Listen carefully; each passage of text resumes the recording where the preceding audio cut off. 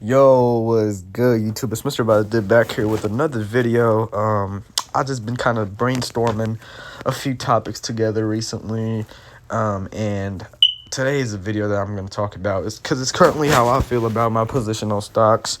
Nvidia's still in a good spot. Don't discourage Nvidia. It's still looking bullish. It's still looking to, break some new highs, hopefully. But the topic today is going to be, this is how you stay patient during an investment. Now, this comes for an investment that is not in the spot you want it to be. So, for example, fuel cell energy, it's not in the spot I want it to be. My average cost per share when I got into fuel cell energy was 53 cents. It got taken out of Cash App. Okay, the penny stock got taken out of Cash App, specifically because I think it's a penny stock. If you have researched and you have been around Cash App, Cash App doesn't really like penny stocks. There have been old penny stocks that I tried to look up from like 2022, 2023, in older videos from YouTubers when they were investing in some of these penny stocks that were on Cash App, and those penny stocks are not on Cash App anymore. So just like that fuel cell energy, you can't buy it on Cash App anymore. Okay, that kind of made me nervous, and I'm like, I don't know, you know what I mean? It's like, now some people are probably not gonna buy it, so it's like a long hold right now. But the only thing with this is I have to just be patient and wait for it to just roll out. Okay, now the first bullet point I have is notice old patterns. Now, this is basically what I talked about with Nvidia.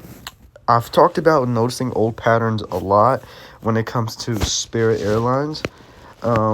You guys remember when I talked about Spirit going, it was up on like Tuesday, Thursday, and when it came down, I was like, it's gonna go back up, and the same thing happens.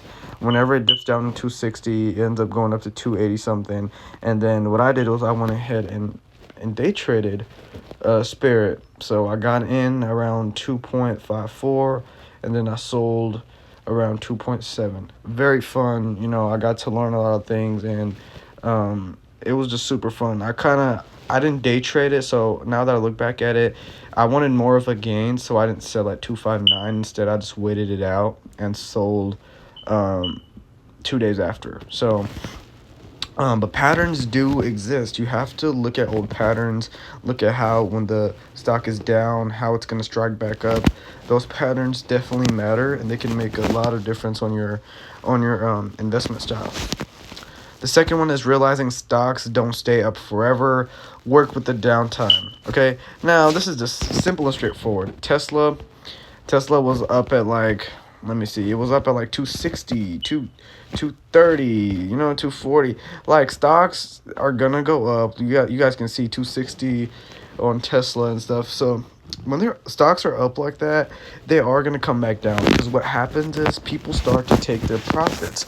Okay, when somebody has $1,000 in a stock and it's up by 300, 400, they want to get their profits and get out, because that's money that they've made, so they want to get the money, and then either reinvest or just get in and get out. Because if you waited too long and you get greedy, you could potentially lose some, or if you just waited out for too long, the stock is going to then go back down. So what people usually do when the stock goes up is just sell it. You know what I mean? They just sell it. Like, for example, Nvidia was down to like 99, 92. So people definitely sold around 125, 127, and that's perfectly fine. And we can see that because at 127, it goes back down, then it goes all the way up, then it goes back down. Like, people definitely are going to sell their profits and, take the money, because why not? So just work with the downtime, okay? Notes. Now, simple and straightforward, take notes. Make sure you're taking notes on your investments, okay? You don't want to just invest in something and not even track it, not even know what you're doing. So every day, just talk a little bit about it. Talk talk about it with you, with a friend that you invest with. Talk about it in your notes personally. Just reminders to yourself, okay? Now, lastly, believe in the stock. This is very important because if you don't have trust in the stock, you shouldn't have invested. Now, if you're the type to just listen to other people's investment styles and the stocks they're investing in and just go from there, you are not going to see potential gains and reach your potential of making money. This is that simple. For example, there was a stock called ZIMV, and I invested in the stock, let's see, back in December, okay, when it was at a lower share price or whenever it was, right? I waited it out. I didn't have the patience. So you guys can see I ended up selling in like two to 2.5 months.